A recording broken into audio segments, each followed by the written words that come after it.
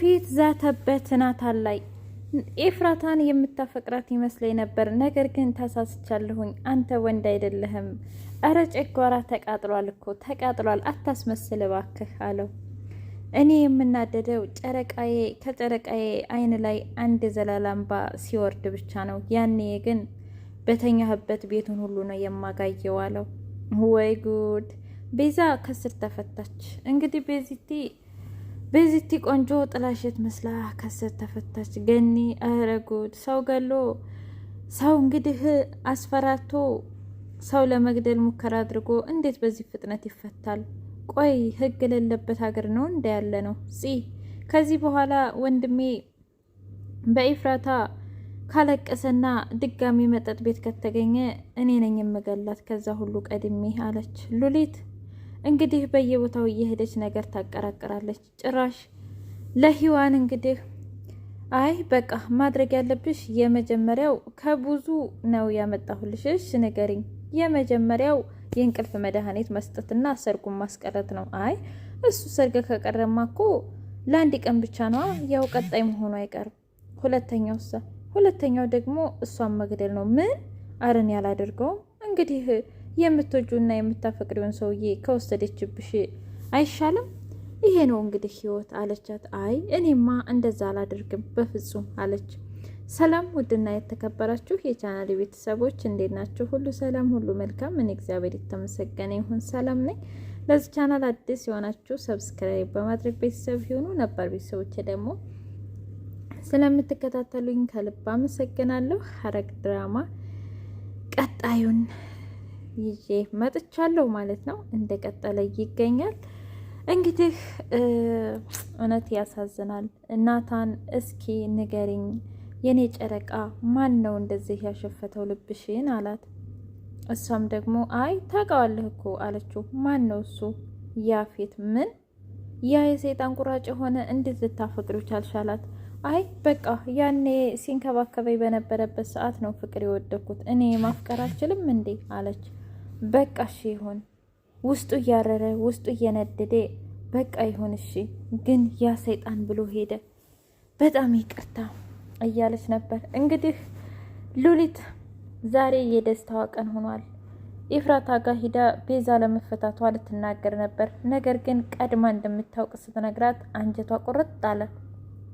ከዛም በኋላ ቤዛ እስር ቤት ተፈታ እንደመጣች የራሷን ፎቶና የናቱን ፎቶ እያየች ትኩር ብላ ነበር። ከዛም በኋላ ሉሊት መጣች።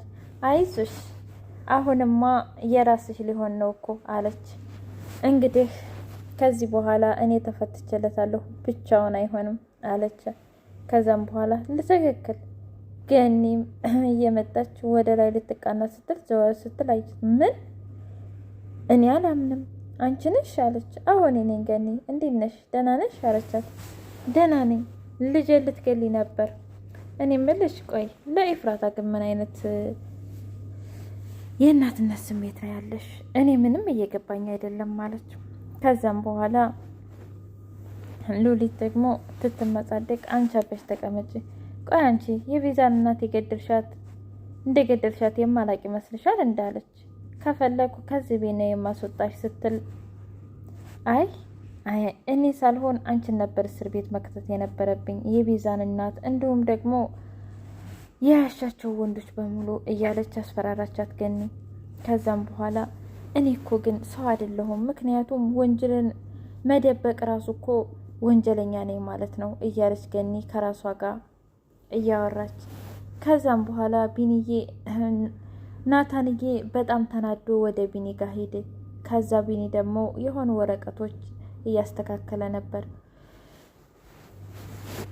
ሄድበት ስላጣሁኝ ነው ወደ አንተ የመጣሁት አለው። እንዴ በሰላም ነው ቢኒ? በሰላም ነው ናቱ? ምን ተፈጠረ አለው።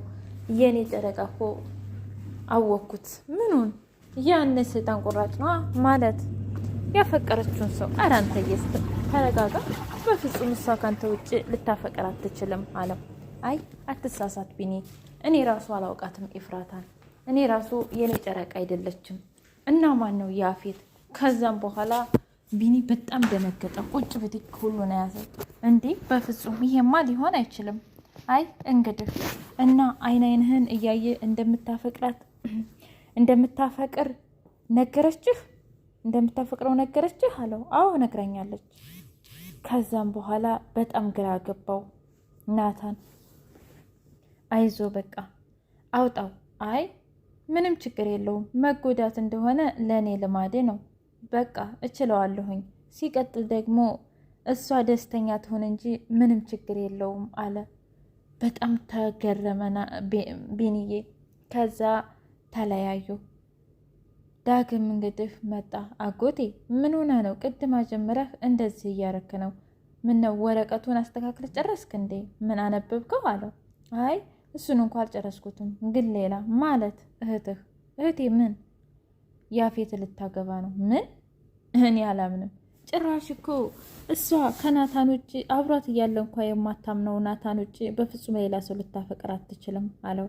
ከዛም በኋላ ቢኒ እኔም ግራ ገብቶኛል፣ ምክንያቱም የትም ይሁን እንዴትም ይሁን እኔም እንደማይሆን አውቃለሁ።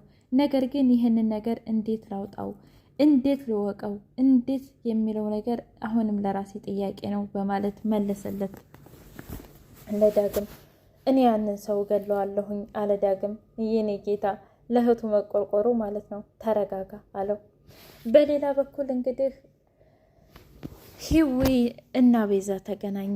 እሺ እንዴት ነሽ? እንኳን በሰላም ተፈታሽ አለቻት። እንኳን በሰላም ቆይሽኝ። ሰላምታቸውን ከጨረሱ በኋላ ታውቂያለሽ፣ እስር ቤት ግን በጣም ነው የሚያስጠላው አለች። በቃ ቤዚ ከዚህ በኋላ ተይ ሁሉን ነገር እርሾ ህይወትሽን ኑሪ አለቻት። በፍጹም በተለይ ያንን ያፌትን አልለቀውም አለች። ማለት ለያፌት አዲስ እቅድ አውጥተሻል እንዴ አለቻት። አረ አይደለም፣ ግን እስኪ መጀመሪያ ኤፍራታን ያግባና ከዛ በኋላ እናወራበታለን አለች። አረ ተይ ግን ቆይ አንቺ ግን ምን ሆነሽ ነው? እንደዛ አትሆኝ። ሲቀጥል ደግሞ ከዚህ በኋላ መልካም ሰው ሆኚ አለቻት። አይ የምን መልካም ሰው ነው እንዴ? አንቺንም በረዘችሽ እንዴ? ጭራሽ ኤፍራታ እኮ ጤነኛ አይደለችም። ኤፍራታ በጣም አስመሳይ ሰው ናች አለች።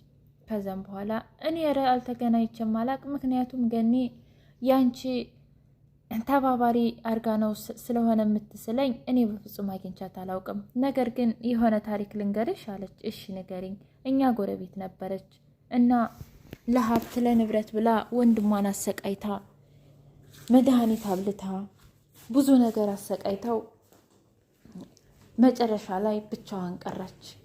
አየሽ፣ እሱም ደግሞ ትክክለኛ እህቱ እንደሆነች ይሄንን ነገር እያደረገች ያወቀ ቀን ሁሉንም ነገር ትቶላት ሄደ።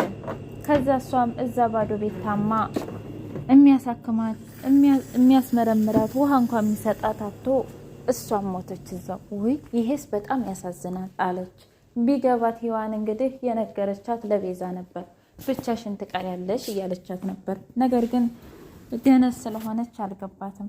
ከዛም በኋላ ያፌት ደወለ እንግዲህ ወደ ኤፍራታ። ዛሬ ራት ግብዣ እኔ ጋ አለሽ። ቆይ አንተ ሰውዬ አሁንማ ጠቅላላ ያገባህ መሰለህ እንዴ? አዎ ያው በቅርቡ ሚስቴ ትሆኛለሽ። ምን አይነቱ ሰይጣን ሰው ነህ? እንግዲህ ሄዱና እራት ሰዓት ደረሰ። ከዛም በኋላ እየበሉ ላጉርስሽ እንዴ አላት። አረ አልፈልግም። ምሽ ምግቡ ይጣፍጣል፣ ቆንጆ ነው። ካልሆነ ግን አስወጣታለሁ ሰራተኛዋን፣ ላንቺ ብዬ አዲስ ቀጥሬ ነው አለ። እኔ ምልሽ ናታን ከአንቺ እንዲርቅ አደረግሽው እንዴ አላት። ዝም አለችው። አይ ታውቂያለሽ፣ እኔ ደስ የሚለኝ ምነው አይን እሱን እንደዚህ አንቺ አልፈልግህም ስትዩ አይን እያየሁኝ እሱ ሲቃጠል ነበር እያለ መሳቅ ጀመረ። ከዚያም በኋላ ኤፍራታ ንዴቷን በምግብ አበረደችው። ኦ አረቀስ ብለሽ ብዬ ደግሞም እኮ ወሬው እንደሆነ ላለማውራት እንደምትጠቀሙ ይሄን ምግብ አውቃለሁ፣ ነገር ግን ሲጨርስ አወራሻለሁኝ አላት። ከዛም በኋላ እሱ ወደ ማዶ ሶፎ፣ እሷ ደግሞ ወደ ማዶ ምግብ ጠረጴዛው ላይ ተቀምጠው፣ ከዛም በኋላ አረ ነይ እዚህ አላት። አይ አልመጣም፣ አረ ነይ እዚህ አልመጣም። ከዛም በኋላ ናታን ደወለ። ኦ ማን ነው የደወለው? ብቻ ያ ናታን እንዳይሆን ብሎ ስልኩን አነሳው። ሀለው እኔ ጋር ናት፣ የወደፊት ባሏ ጋር ናት። እኔ ገኒ ስትጨነቅ ጊዜ ነው የደወልኩልሽ የኔ ጨረቃ አላት። ከዚህ በኋላ እንግዲህ የኔ ሚስት ነች፣ ስለዚህ ዛሬ ከኔ ጋር ታድራለች አለው። ታውቃለህ የምትወዳት መስሎኝ ነበር ኢፍራታን ሲለው፣ እኔ እንዳንተ የወረድኩ ሰው አይደለሁም፣ ስለዚህ ምንም ማድረግ አልችልም አለው። ብቻ እሷ ደስተኛ ትሆን፣ እሷ ደስተኛ ካልሆነች ግን እገለበለ